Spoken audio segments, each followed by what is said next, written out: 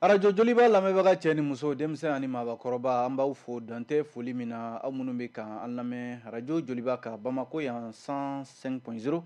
limanaw min bɛ awa arajo joliba ko fɔ a lamɛnni bɛ segukaw fɛ yen nɔ nin waati in fana na 100.1 Sikaso an lamɛnni bɛ yen nɔ limanaw 103.8 o kuma na min ye arajo joliba ye an ka fiɲɛ siraw fana kan an ka page Facebook n'o ye joliba FM ye ka taa se an ka page YouTube ma an lamɛnni b'o fana kan nin waati ninnu na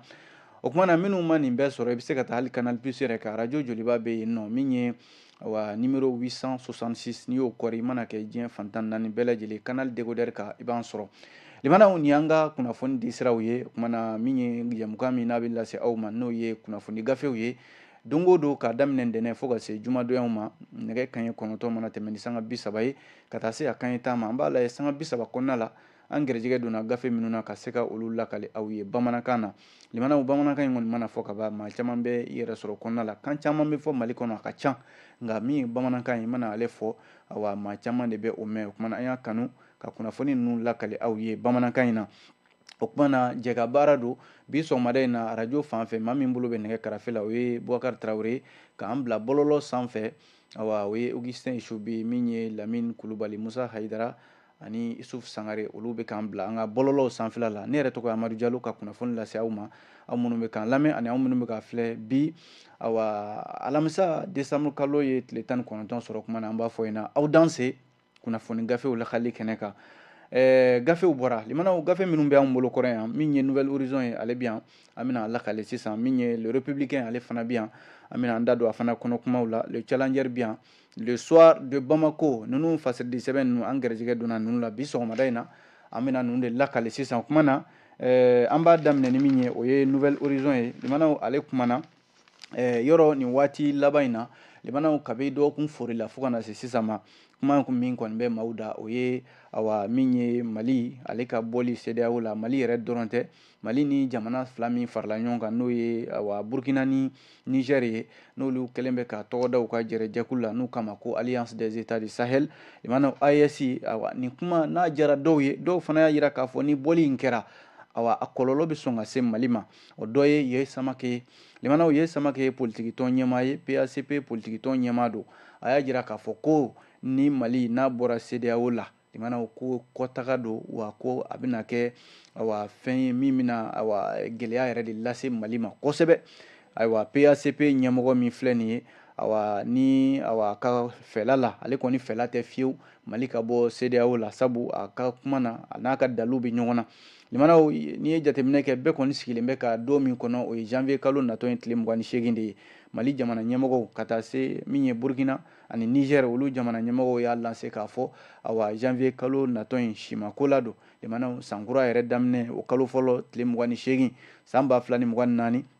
awa kuma min fɔra AES fɛ k'u na u kɔ don CEDEAO la a na waleya o don limanaw n'i ye hakililajigi fana lajɛ halisa CEDEAO ka jɛrɛ min kɛra a ka jɛrɛ min kɛra dɔgɔkun laban in na o tako 66 nan awa décembre kalo tile 15 tɛmɛnen CEDEAO fana ko k'ale ye o kuma in mɛn ko nka k'ale fana ma jɛn halisa k'a na kalo 6 di AES jamanaw ma ko da yɛlɛlen bɛ u ye n'u bɛ fɛ ka segin ko baasi t'a la u na segin ka na limanaw n'o bɛɛ senna limanaw min ye Parti pour l'action civique et patriotique PACP o ɲɛmɔgɔ Yaya Samake min yɛrɛ n'a kun y'i kanbɔ jamanakuntigiya nɔfɛ san 2018 limanaw ayiwa a fana y'i fɛla fɔ dɛ a ko ale kɔni bɛ min dɔn nin ko la limanaw o ye k'a fɔ Mali ka bɔ CEDEAO la awa yɔrɔ CEDEAO tɛ bilako ye n'i ye CEDEAO yɛrɛ sigi kan lajɛ Mali tun b'a tu tigɛbaw cɛla san 1975 awa i ye jɛkulu min tu tigɛ n'a fɔra ko i bɛ bɔ o cogoya la Yaya Samake de bɛ ka nin fɔ dɛ ko o kɔni tɛ ale fɛlaba ye ko ayiwa kɔlɔlɔ caman de bɛ se ka ye a la ka ɲɛsin an ka jamana ma limanaw n'i y'a lajɛ fɛn damadɔ bɛ yen CEDEAO sigikan y'o ye lakanako ɲɛtaga yiriwali sɔrɔ ani maaw ka taa ni ka seginw limanaw maaw n'u bolofɛnw CEDEAO jamanaw kɔnɔ o ye awa fɛn ye hali n'a sɔrɔla tiɲɛ don CEDEAO ka ko bɛɛ lajɛlen man ɲi dɛ a ka fɛn bɛɛ man ɲi nka ko fɛn kelen kɔni bɛ yen maa bɛ se k'a fɔ awa CEDEAO jɛkulu dayɛlɛlen Mali b'a kɔnɔna la k'o kɔni kɛra o bɛ se ka kɛ hɛrɛ ye jamanaden ninnu ma limana o ye taa ni ka segin ye maaw n'u bolofɛnw ja o ko nasira la sanko maa min bɛ Mali dɔn Mali jamanadenw ka taa ni ka segin barika ka bon sanko jago nasiraw la Yes Samakɛ tilala k'a jira k'a fɔ ko nin ye kelenna ko de ye ni Mali ye i sen bɔ CEDEAO la a bɛ n'a fɔ Mali bɛ fɛ ka i segin a yɛrɛ kelenna de ko min bɛ communauté économique des états de l'Afrique de l'Ouest hali n'a sɔrɔla limana a kun ye ɲangiw ta Mali kama jamanaw ɲangi minnu bɛ yen n'a ye sɔrɔ nagasi an ka jamana kɔnɔ k'o yɛrɛ kan ka kɛ misali ye o ye dɔrɔn CEDEAO ye ɲangi ta an kama limanaw nka ni Mali yɛrɛ ko k'a tɛ CEDEAO ko yɛrɛ la bilen dun ko yɔrɔ maa tɛ se ka i sigi ka o gɛlɛya maa t'o gɛlɛya kɔni da dɔn bɛɛ n'i ka hakilila tɛ limanaw ye Samakɛ de ye nin kuma fɔ a ko a b'ale hakili jigin maa la fana o ye Modibo Keyita ye limanaw Modibo Keyita furadama farafinna ka fara ɲɔgɔn kan farafinna ka kelenya Modibo Keyita fana ka hamina kun y'o ye a ko CEDEAO ko bɛ taa o taasira ninnu de kan ko an yɛrɛ ka jɔnjɔba n'o y'an ka hymne national ye o b'a fɔ de ko an ka wuli an ka dugubaw ye an ka togodaw muso ni denmisɛnninw ani cɛkɔrɔbaw bɛɛ ka wuli ko ka taama ka siniɲɛsigi ko o sabati limanaw walasa an ka danbe ani an k'an bolo di ɲɔgɔn ma limanaw k'an tɛgɛw koloso ɲɔgɔn na walasa maa si kana kɛ sababu ye ka farafinna fara ko Modibo Keyita ka hakililaw ye nin ye wa nin yɛrɛ donna an ka jɔnjɔn kɔnɔ n'o y'an ka hymne national ye limanaw ko nin kuma damadɔ minnu filɛ nin ye a bɛ mɔgɔ hakili jigin k'a fɔ ko Mali yɛrɛ dakan tɛ se ka kɛ k'a fɔ k'a bɛ bɔ CEDEAO la ye n'o dun kɛra limanaw Yes Samakɛ ko o bɛ se ka kɛ anw ka kelenna ko de ye kelenna ko dun man di limanaw ko ka bɔ CEDEAO la ka taa an sigi an yɛrɛ kelenna ko a bɛna kɛ gɛlɛya ye jamanadenw ma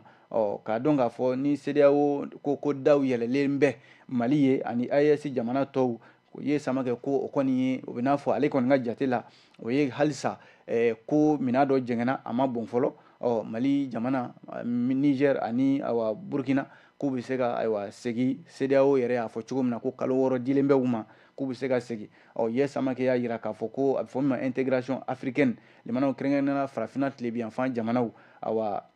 ko fara ɲɔgɔn kan de da ka di an na ni farafarali ye n'o tɛ ni farafarali kɛla bɛɛ tora i yɛrɛ ma a dɔ bɛ dɔ la limanaw hali Mali senga ye fɛn caman na taa ni ka seginw Mali jamanadenw fɛ limanaw ko in a gɛlɛya bɛna se nin yɔrɔ bɛɛ lajɛlen de ma kunnafoni filɛ nin ye limanaw Nouvelle Horizon de ye nin fɔ n'an tora Nouvelle Horizon kɔnɔ san o san décembre kalo tile 18 o ye don min bɛ ta ka ɲɛsin tunga taalaw ma limanaw n'o fɔra kɔni Mali o tɛ se ka fɔ Mali kɔ Mali jamana furadama tunga ye anw ka baara ye tunga ye Malidenw ka fɛn ye fɛn min bɛ yen ni maa bɛ se k'a fɔ a donna an ka taabolo yɛrɛ la o de sen fɛ Mali ma to kɔ san o san décembre kalo tile 18 min ye journée internationale des migrants a tako min kɛra nin ye limanaw ni a ɲɛnɛmayara Mali kɔnɔ yan ɲinan ta in u y'a baara bɛɛ lajɛlen doni ka taa n'a ye segukaw fɛ yen n'i ye jateminɛ kɛ ɲinan kuma kɛra baabu sen min kan o ye k'a fɔ ko tungalata ko ale ni waati yɛlɛma kɔlɔlɔw u bɛ se ka kɛ sababu yɛrɛ ye limanaw maa minnu bɛ taa tunga la ka dɔ bɔ u ka taa ni ka segin la ka gɛlɛya lase u ma ko o bɛ se ka furakɛ cogo di o de la min y'an ka minisiri ye min bɛ tunga la maliden minnu sɔnna ka taa sigi tunga la ka baara kɛ yen minnu bɛ baara la yen limanaw n'u sigilen bɛ jamana wɛrɛw la ko k'a lajɛ k'a fɔ ka wele bila diɲɛ maa ma ani jɛrɛjɛkulubaw u k'a lajɛ u k'u sen don kofɔlen minnu bɛ yen n'u bɛ tunga la u ka danbe n'u ka hakɛw bonyani k'o ka kɛ diɲɛ maa ka baara yɛrɛ ye u n'u somɔgɔw limanaw ko kabi san 1990 min ye diɲɛ tɔnba ye Organisation des Nations Unies décembre kalo tile 14 san 2000 limanaw a jirala k'a fɔ nin don in taara ko ka o ta ka ɲɛsin Mali n k'a fɔ tungalatalaw ma maa maa bɛ bɔ i fa jamana kɔnɔ k'i bɛ taa jamana wɛrɛ la limanaw ko nin taara ka ɲɛsin i ma ka tasibila kɛ k'a fɔ i mana taa tunga la cogo o cogo k'a fɔ de e bɔra i ka jamana kɔnɔ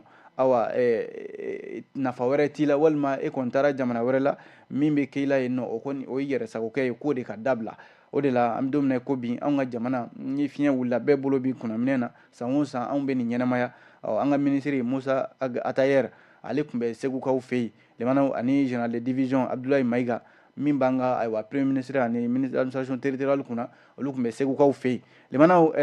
kuma kɛra min kan halisa o de ye waati yɛlɛma kɔlɔlɔ min bɛ yen sisan n'o ye changement climatique ye yɔrɔ ale kɔlɔlɔ bɛ se fɛn bɛɛ lajɛlen ma tungala taala minnu fana bɛ yen sisan a jarala k'a fɔ o fana bɛ jija la cɛsiri la waati yɛlɛma kɔlɔlɔ kuma dɔ i b'a sɔrɔ nɛnɛ bɛ bɔ nɛnɛ bɛ kɛ waati dɔw fana na funteni damanda yɛrɛ bɛ kɛ limanaw ni fana kɔlɔlɔ bɛ kɛ tungala taalaw kan dɛ sanko n'i taara nazara jamanaw yɛrɛ la sisan yɔrɔ nɛnɛ bɛ sisan tungala taalaw sɛgɛnnen bɛ limanaw kuma in kun yɛrɛ ye o de ye o la Musa Atayɛri ko o kɔfɛ ko awa Nations Unies ye hakilila minnu ta n'o ye résolution ye awa ka se ka tungala taalaw ka hakɛw lafasa ko diɲɛma k'a lajɛ o hakɛ ninnu olu ka se ka lafasa hali an fɛ Mali la yan i n'a fɔ an ka jamanakuntigi Général d'Armée Assimi Goïta ale ye laɲini 7 kɛ a laɲini 7nan yɛrɛ de b'a jira k'a fɔ ko ka an ka tungala taalaw minnu taara jamana kɔ kan k'u bɛ taa fɛn ɲini awa ko k'u ka hakɛw ko ka fanga don a la k'u lakana hali n'u tɛ jamana kɔnɔ jamana ɲɛmɔgɔw k'u hakili to u la limanaw an ka marabolo min bɛ yen n'o ye Kayi jamana ye a jala k'a fɔ Kayi kɔni yɔrɔ n'i ye tunga kɔni fɔ maaw hakili bɛ jigin Kayi mara de la o de la bi ko ayiwa n'i y'a lajɛ a bɛ se maliden maa 9,000 ma bi minnu bɛ yen ni olu ye jamana bila kɛrɛnkɛrɛnnen la a caman bɛ Kayi fanfɛla ninnu de la minnu tan bɛ awa tunga la Musa Atayɛri ko an bɛ don min na ko bi awa Mali tungala taalaw awa ka kan sariya minnu talen bɛ sariya ninnu ka don ba la awa walasa u fana ka hakɛw kɛrɛnkɛrɛnnen la hakilila min taara ɲina n'o de ye waati yɛlɛma kɔlɔlɔ ye a kana se u ma limanaw kunnafoni filɛ an ye nin bɔ Nouvelle Horizon kɔnɔ bi aw bonya b'a la.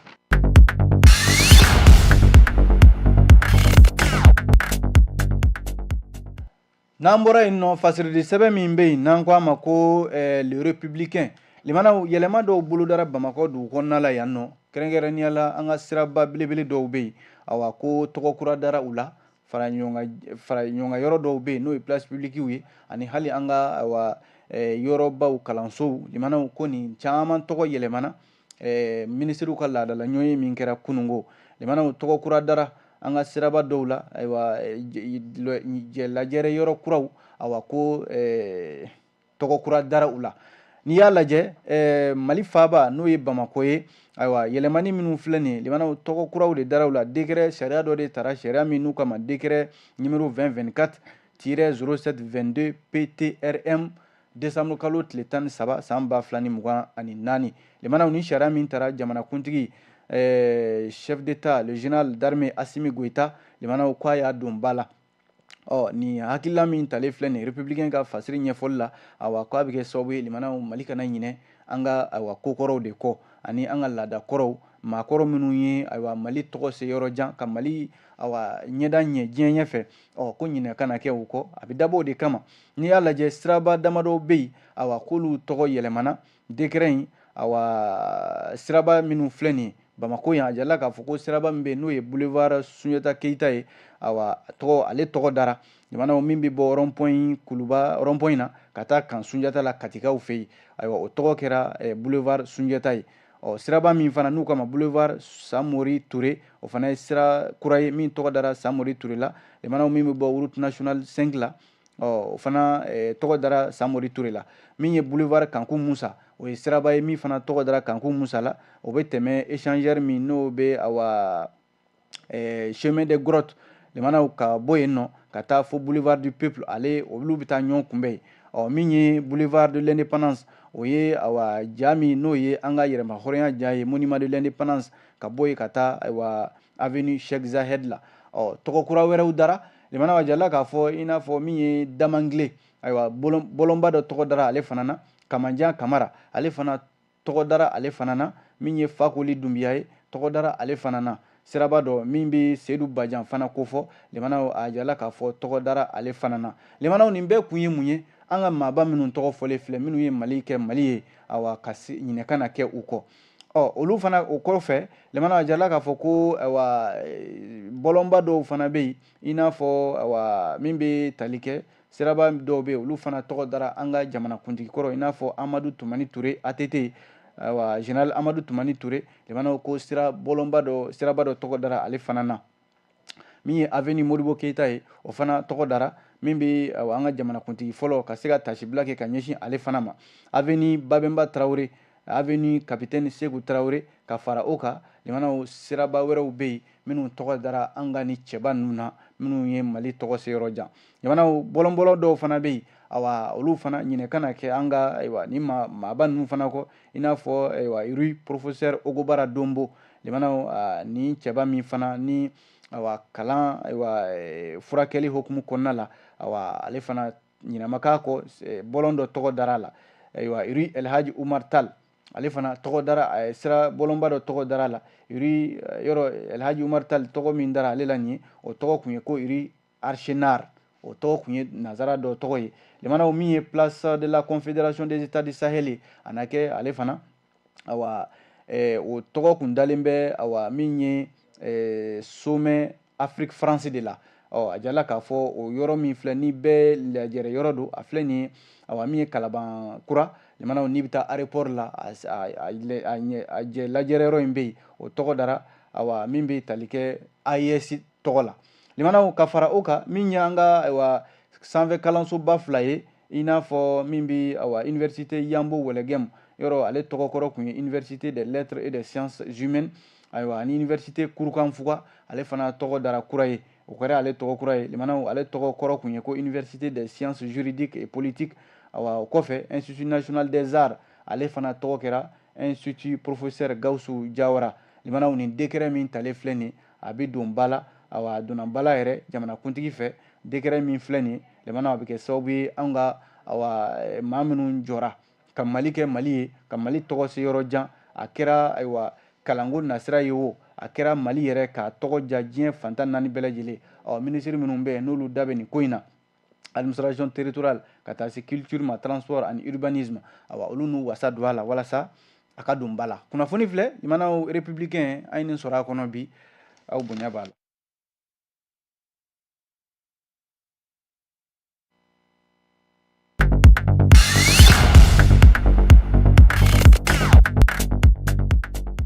n'an bɔra yen nɔ fasirili sɛbɛn min bɛ yen n'an ko a ma ko le challenger limanaw challenger kumana nin ye maa ye maa min bɛ yen limanaw n'ale kɔni a bɛ fɛ ka tiɲɛ de dogo ka nkalon bila tiɲɛ nɔ na ne kan ye awa Volker Turk ma Volker Turk tɛ maa wɛrɛ ye limanaw Nations Unies ka haut commissariat des nations maa min bɛ yen n'a bɛ buna hadamadenya yɛrɛ hakɛw ko la ko kunna Nations Unies kɔnɔna la a tɔgɔ de ye Volker Turk awa Volker Turk bɛ fɛ ka diyagoya nkalon yɛrɛ de yɛlɛma ka kɛ tiɲɛ ye k'a kɛ i n'a fɔ awa ɲɛ bɛ ko la ko min bɛ yen ni tiɲɛ b'a la nka ka i ɲɛ tugu limanaw k'a diyagoya k'a kɛ nkalon ye challenger de ye nin kuma fɔ maa min ye fasiri kɛ a tɔgɔ ye ko Mohamed Kone a ko n'i y'a jateminɛ bi limanaw min ye farafinna a ko farafinna yɔrɔ min ye awa bamancɛ walew ni binkani walew minnu bɛ kɛ awa min ye haut commissariat des nations unies cɛ min filɛ nin Volker Turk ayiwa a ye jalaki bɛ min ye finitigilakaw de kan kosɛbɛ yɔrɔ ayiwa décembre kalo tile 10 san o san o fana ye don ye don min bɛ ɲɛsin buna hadamadenw ka hakɛ lafasali tɔbɔtɔli ma o de senfɛ min ye Volker Turk ye a ka sɔrɔ ka dimi yɛrɛ ka kuma fɔ ko n'i ye jateminɛ kɛ ko awa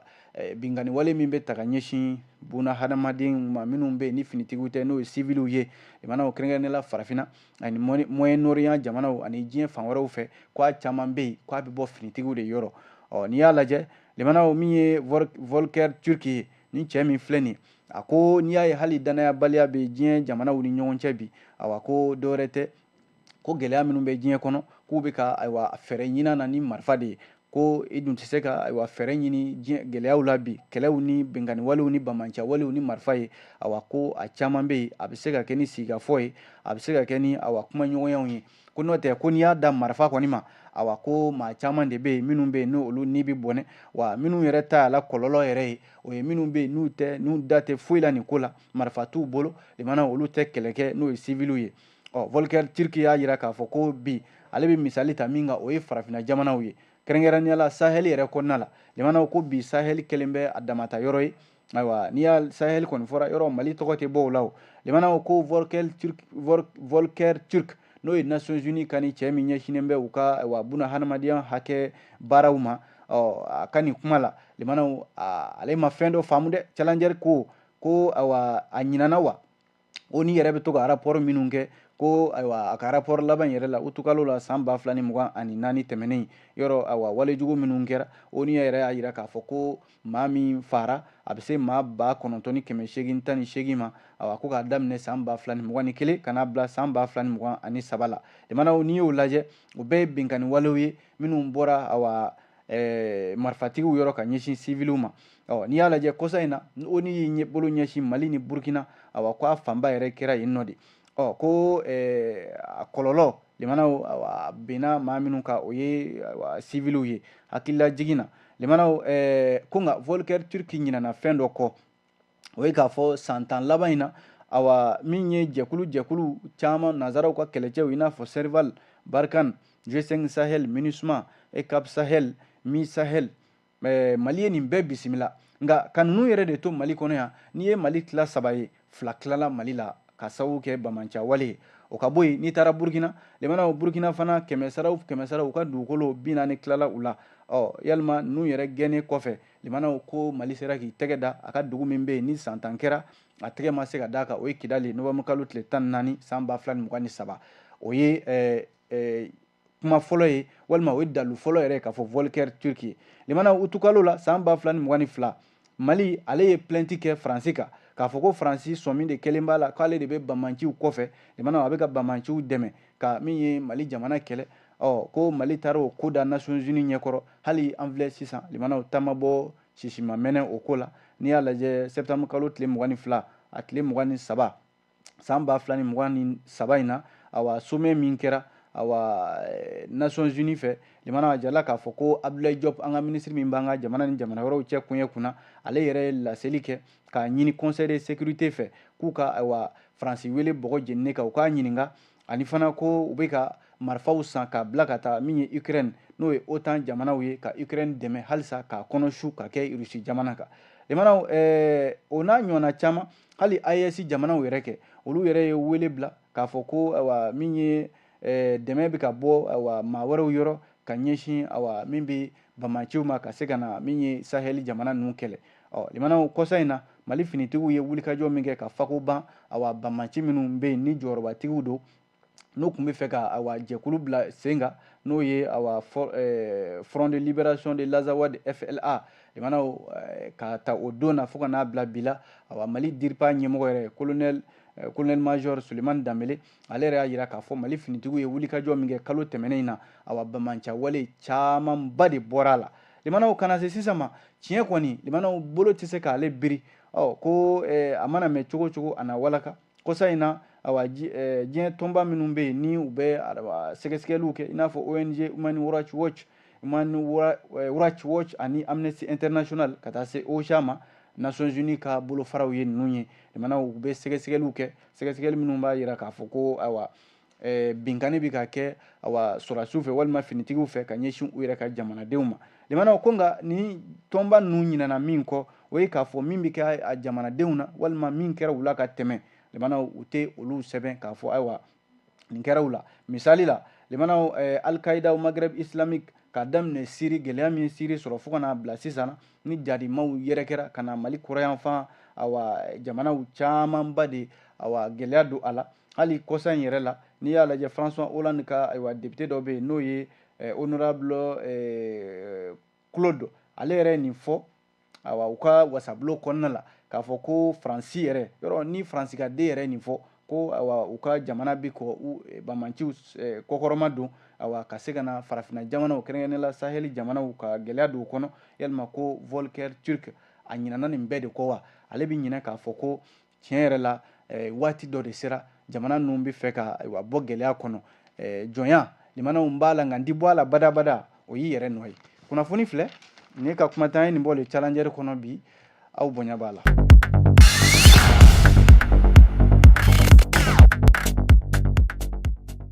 limanaw n'an bɔra yen nɔ fasiridi sɛbɛn min bɛ yen n'an ko a ma ko le soir de Bamako limanaw Mali ni Banque mondiale cɛ bi ayiwa a ko bɛ ɲini ka na kɛ gɛlɛya ye dɛ sabu ko Banque mondiale y'a ka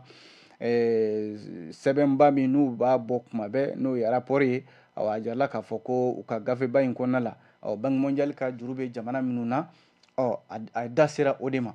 Mali kɔni juru b'an yɛrɛ la dɛ limanaw fasiri Soir de Bamako ka kuma la ko Banque mondiale a ye a ka rapport min bila bɔ kɔsa in na san 2023 ta limanaw n'i ye rapport in kɔnɔna lajɛ a bɛ n'a fɔ Mali juru min b'an na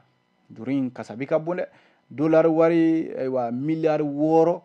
ani murumuru 457 limanaw n'i y'o falen CFA la a bɛ se miliyari 428 o juru de bɛ Mali ni Banque mondiale cɛ limanaw n'o fɔra a bɛ maa jatigɛ sabu a b'a yira k'a fɔ Mali jamana bɛ ka wulikajɔ min kɛ walasa a ka sɔrɔ k'a bɛrɛbɛn k'a yakubaya walasa jamanadenw ka se ka bɔ gɛlɛya kɔnɔ n'a fɔra ko Banque mondiale tilala ka sɛbɛn wɛrɛ bɔ ko a ka juru bi Mali jamana na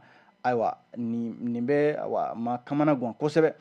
n'i y'a lajɛ kɔsa in na limanaw Mali furanjɛla fanga ɲɛmɔgɔw u ye fɛɛrɛ kuraw tigɛ walasa min ye Mali jamana ye sɔrɔko gɛlɛya min bɛ yan nafoloko gɛlɛya min bɛ yan sɔrɔ nagasili min kɛlen bɛ limanaw ni baarakɛla wɛrɛw cɛ ka se ka nafolo ka yanga ka se ka sɔrɔ jamana wagandew kɔnɔna la nka limanaw Banque mondiale ka nin rapport min filɛ nin ye limanaw Mali den kelen kelenna bɛɛ lajɛlen de bɛ nin gɛlɛya sɔrɔ sabu n'a fɔra k'a fɔ juru bɛ jamana na juru in jamana faamaw dɔrɔn tɛ dɛ jamanaden kelen kelenna bɛɛ lajɛlen de bɛ i yɛrɛ ye nin juru in kɔnɔna la Banque mondiale ka nin rapport ba min filɛ nin ye ko Mali juru min b'an na bi miliyari 428 limanaw o waati kelen Mali jamana ni min ye sanubɔ cakɛda min b'an ka jamana kɔnɔ yan n'o ye Barrick Gold ye olu kɔni bɛ ɲɔgɔn sama la halisa Barrick Gold a ɲɛmɔgɔ n'o ye Mark Bristow yɔrɔ nin waati in na mandat d'arrêt de b'ale kan nka Barrick Gold mɔgɔw y'a yira k'a fɔ u bɔra makun kɔnɔna la ko mandat d'arrêt min dara u ka ɲɛmɔgɔ kan nin u kɔni ma sɔn a ma bi u ma sɔn a ma sabu ko olu kɔni ka jate la Mali jamana ɲɛmɔgɔw bɛ ka bagabagali wale de ta ka olu sɛgɛrɛ Barrick Gold y'a yira k'a fɔ a ka laseli dɔ la tarata tɛmɛnen in na Toronto Canada jamana u ka dugu dɔ la yen limanaw ko nin kɔni ye ko kura daminɛtɔ de ye Mali ani Barrick Gold n'o ye sanubɔ cakɛda dɔ y'an ka jamana kɔnɔ yan yɔrɔ Mali ka sariya économique et financier ale ye mandat d'arrêt da u ka ɲɛmɔgɔba yɛrɛ kan n'o ye PDG Mark Bristow nka société in n'o ye cakɛda in ye a ma dayɔrɔ foyi sɔrɔ a fari la nin cakɛda in nɔ na limanaw n'i y'a lajɛ Mali ye sariya kura min ta dugujukɔrɔ nafolo ko la code minier san 2023 o code minier in dɛ o min bɛ yen n'a bɛ ka labato u ka sanubɔyɔrɔ min bɛ yen n'o ye Lulu Gungoto ye n'a a caman sariya bɛ ta ka ɲɛsin o ma Barrick Gold y'a yira k'a fɔ ko u bɛ ka bagabagali walew ta ka ɲɛsin u ma Barrick Gold ko n'a sera o yɔrɔ ma olu yɛrɛ bɛ sɔn k'u ka baaraw yɛrɛ lajɔ fɔlɔ nka Barrick Gold ko olu ka baaraw lajɔli k'a da man di Mali la sabu k'olu u bɛ dɛmɛ min ta ka ɲɛsin Mali jamana ma k'a daminɛ maliden min bɛ baara la nin cakɛyɔrɔ in na kɛmɛ sara o kɛmɛ sara a bɛ se 97 a bɛ se maa 8,000 ɲɔgɔnna ma minnu bɛ baara la nin yɔrɔ kofɔlen in na Barrick Gold y'a yira k'a fɔ u ka bɔ yen ko kalo 12 laban in na Barrick Gold sera ka nafolo hakɛ min don Mali wagandɛba kɔnɔna la limanaw a ka ca miliyari caman de don minnu bɛ yen ni o bɛ Mali sɔrɔ ka yakubaya ko n'a fɔra k'a fɔ Mali gouvernement k'u bɛ ka jalaki min bin olu kan limanaw olu kɔni ma bin yɔrɔ foyi ye jalaki in na olu yɛrɛ ma ba kumaɲɔgɔnya ma koyi k'u ni Mali gouvernement kuma bɛɛ u b'a fɔ u ka sigi ka fɔ kɛ nka gouvernement dalakan ye mun ye kɔsa in na gouvernement de y'a ɲini k'a fɔ ko a bɛ ka dollar wari miliyɔn 500 limanaw k'u bɛ k'o de ɲini Barrick Gold fɛ k'a sababu kɛ ko l'impôt ani salew u to k'o sara n'i y'a lajɛ limanaw ko k'a sɔrɔ dun Barrick Gold dun san o san sanu u b'a fɔ min ma ko once o 700 u b'o de dilan san o san Barrick Gold dun kuma min fɔra ka ɲɛsin a ma k'a fɔ ko a tɛ ka l'impôt sara k'a daminɛ san 2020 ka n'a bila san 2022 la ɲininkali de bɛ ka kɛ sa Barrick Gold ani Mali faamaw cɛ nin ko in bɛna taa laban jumɛn na limanaw an bɛ bɔ kunnafoni kɔnɔ ni min ye o ye an yɛrɛ kungo ye n'o ye Joliba TV News ko haute autorité de la communication yɔrɔ ale kungo de k'a bɛ Joliba Jabarani ka sɛbɛn minɛ na n'o ye licence ye nka ko a na kɛ o licence minɛni ko o bɔra a ma a kɛra kalo 6 Jabarani datuguli yɛrɛ ye min bɛ sen na sisan min ye Mali kunnafonidilaw ka soba ye Maison de la Presse k'ale ko k'a ye wele bila Mali kunnafonidila tɔn bɛɛ lajɛlen ma waati ko kama an tɛna an da don a bɛɛ la décembre kalo tile 21 natɔ in na Maison de la Presse la ko bɛɛ de welelen bɛ hali Joliba ɲɛmɔgɔw yɛrɛ ka taa se kunnafonidilaw ka tɔnw bɛɛ lajɛlen k'u ka taa kuma dɔgɔkun k'a fɔ kalo 6 datuguli u na bɛn min kan u na bɛn o kan ala ka a ko kɔni fali hɛrɛ la kunnafoni filɛ nin limanaw an ye nin bɔ soir de Bamako kɔnɔ bi aw bonya b'a la ni ala sɔnna sini fana ye don dɔ an na ɲɔgɔn sɔrɔ yan gafe kuraw bɛ bɔ k'o lakali aw ye aw ni ce a k'an bɛn diɲɛ waati wɛrɛ